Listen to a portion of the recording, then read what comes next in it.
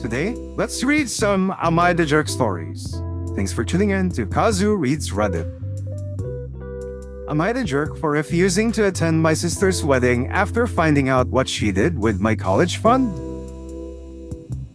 I, 23F, graduated from college last year with a little over $60,000 in student loans. Growing up, my parents always told both my sister, 27F, and me that they had separate college funds for each of us. My sister decided not to go to college, started working right after high school, and eventually moved out. When it came time for me to apply to colleges, my parents suddenly told me there wasn't nearly as much money saved as they had expected. They said investments had gone badly and they'd help where they could, but I'd need loans. It sucked, but I accepted it because I figured life happens. A few months ago, while helping my parents clean out old paperwork, I accidentally found bank statements showing that my college fund hadn't disappeared because of bad investments. It had been emptied over several years with transfers to my sister. When I confronted my parents, they admitted that when my sister wanted to open a business a few years ago, they quietly gave her most of my college fund because they believed she'd pay it back eventually. She never did. The worst part was that nobody told me. They let me believe the money was simply gone while I signed loan after loan. I confronted my sister, expecting at least an apology. Instead, she told me that her business helped the entire family and that I was lucky to have gotten an education at all. She said I was acting entitled because it's our parents' money. Now, she's getting married in a few months. She wants me to be a bridesmaid like nothing happened. I told her I won't even be attending unless she at least acknowledges what happened and apologized for benefiting from money that had been set aside for my future. My parents think I'm trying to ruin the wedding over something that happened years ago. Some relatives say I should forgive everyone because family is family. From where I'm standing, they all lied to me for years, and I'm the only one still paying for that decision every month. Am I the jerk? TLDR, my parents secretly gave most of the college fund they'd promised me to my sister so she could start a business, then let me believe it had disappeared while I took on over $60,000 in student loans. Years later, I found out the truth. My sister refuses to apologize, and now I'm refusing to attend her wedding because of it. Am I the jerk? Okay, so clearly there are two sides to this. From the original poster's perspective, this is not just unfair, but this is wrong because her own parents made a false promise and lied to her about the college fund for years, where she thought there was a college fund and it happened to be transferred over to the big sister, so that she can start her own business. I don't think the OP is jealous, but simply wanted fairness and honesty from people around her. So I get why she's posting this, and I do feel her because this is just not right? And on the other side, the relatives, the family, the sister thinks everything should be forgiven and forgotten because the funds, the money, they were all spent for family anyway. And the business eventually helped the family, right? So, it's hard to choose sides in this case, but I'm leaning towards the sister who was lied to, simply because it might have been okay if the parents didn't lie at all, or if they'd been transparent with her. I think everything would have worked out the same without the lying part and without hurting her feelings. What do you think? Am I the jerk for refusing to pick up my niece anymore after finding out my sister was lying about working late? Another story about sisters. For the past 4 months, I've been picking up my sister's 7-year-old daughter from school 2 or 3 times a week. My sister kept saying her manager was scheduling mandatory late shifts and that she had nobody else who could get there before after school care closed. I work from home, so she assumed it was easier for me. It wasn't always easy, but I love my niece and didn't want her stuck without the ride. Picking her up usually meant ending work early, driving about 25 minutes to the school, bringing her back to my apartment, feeding her dinner, and keeping her until my sister arrived around 8 or 9. I had to cancel plans a few times and move meetings, but my sister always acted extremely grateful and said she hated needing so much help. Last Thursday, she texted me at noon saying someone had called out and she urgently needed me again. I had plans that evening, but I rearranged them because she made it sound like refusing could get her in trouble at work. Around 6, my niece asked if we could get ice cream. So we stopped at the shopping center near my apartment. That's where I saw my sister sitting outside the restaurant with 3 friends, drinking cocktails and laughing. She looked shocked when she noticed us. At first, she claimed her shift had ended early, but one of her friends casually said they had been shopping together since around 2. My sister then admitted she had used me for pickup several times when she wasn't actually working, because it was the only chance she got to have a life. She said being a single mom is exhausting and that I wouldn't understand. I told her I would no longer be her regular pickup person and that she needed to arrange after-school care or speak to her parents. I'll still help during a real emergency, but I'm not rearranging my work and personal life based on stories I can't trust. She got angry and said I was punishing my niece for her mistake. She has also told our family that I suddenly abandoned her after promising to help. My mom thinks I should keep doing pickups but set clearer rules because my niece loves spending time with me and has nothing to do with a lie. I love her too, but I feel like continuing would teach my sister that she can manipulate me as long as my niece is involved. Am I the jerk for cutting off the regular pickups without giving my sister another chance? Alright, so we're definitely siding with the OP or original poster in this case, and the reason for this is if you're a single mom, I understand it's difficult. More likely, your sibling also understands the difficulty of being a single mom, but that does not give you a license to lie and manipulate another person or family member so that they can do favors for you and you will have more free time to do whatever you want because you're taking up their own time. Okay? That's not fair. Okay? It's not their fault that you became a single mom. Right? And furthermore, she also told their mom or their family member that this person suddenly abandoned her after promising to help. Okay, so this promise was made on the premise that she's doing this because you are busy with work, which you are not. Therefore, the promise does not hold because you lied in the first place.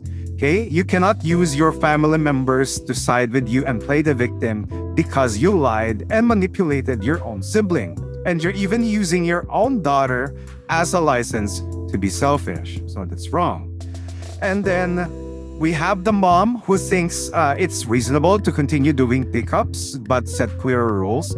From the mother's side, I do understand why she's saying this because there's a chance the sister with a daughter or the single mom will eventually learn to be more honest, to be more transparent, but that also opens the opportunity for more manipulation and for more lying.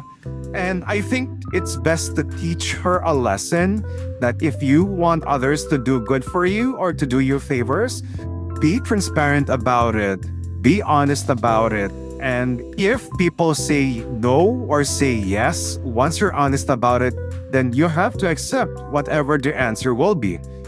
Don't get your niece involved because this is your problem, not your niece's, and your sibling definitely loves your daughter.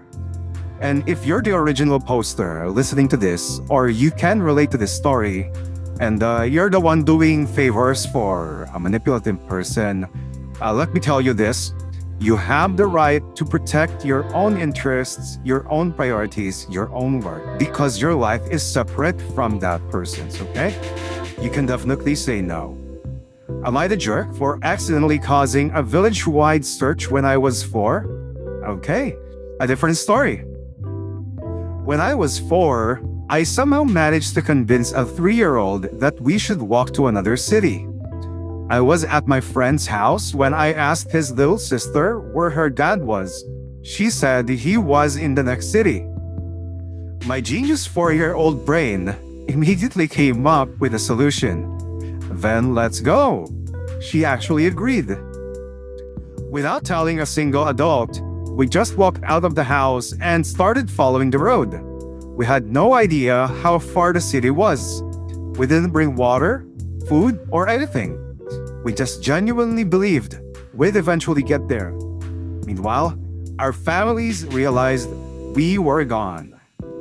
Apparently, half the village ended up looking for us because 2 toddlers had disappeared.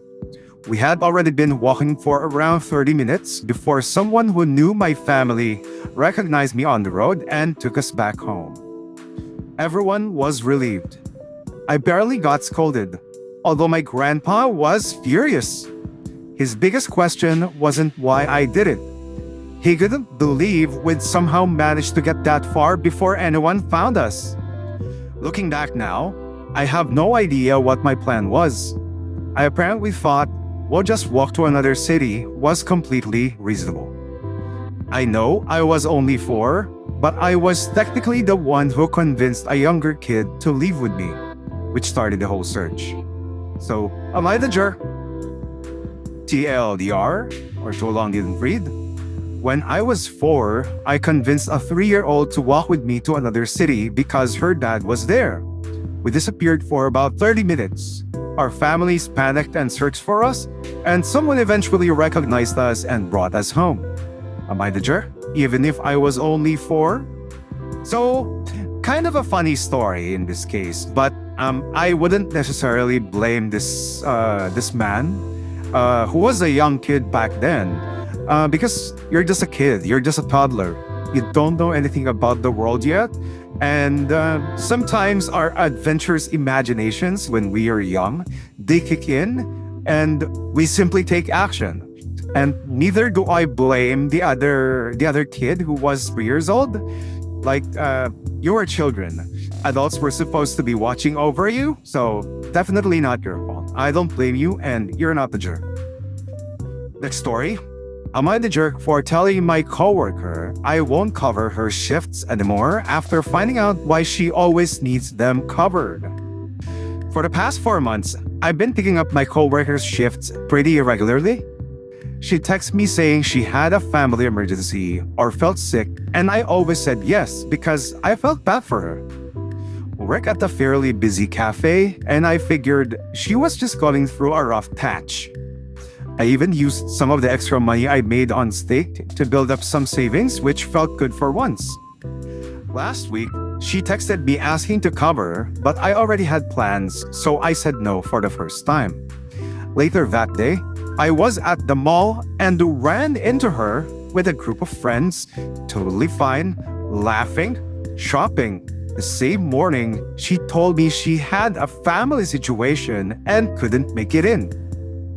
I didn't say anything when I saw her, just kind of processed it. But when she texted me again the following week asking if I could cover, I told her I'm not able to anymore and that she should sort out her schedule with the actual manager. But like, she lied to me multiple times? I was rearranging my whole week, thinking she was dealing with something serious. Am I the jerk for just quietly cutting off covering for her without explaining why? So very good for our original poster or OP. Definitely not the jerk. Okay, and the woman asking for favors to cover her shift, pretending there's a family situation when she just wants to spend more time for herself while you're rearranging your schedule and priorities. She's the jerk. Okay, so good job.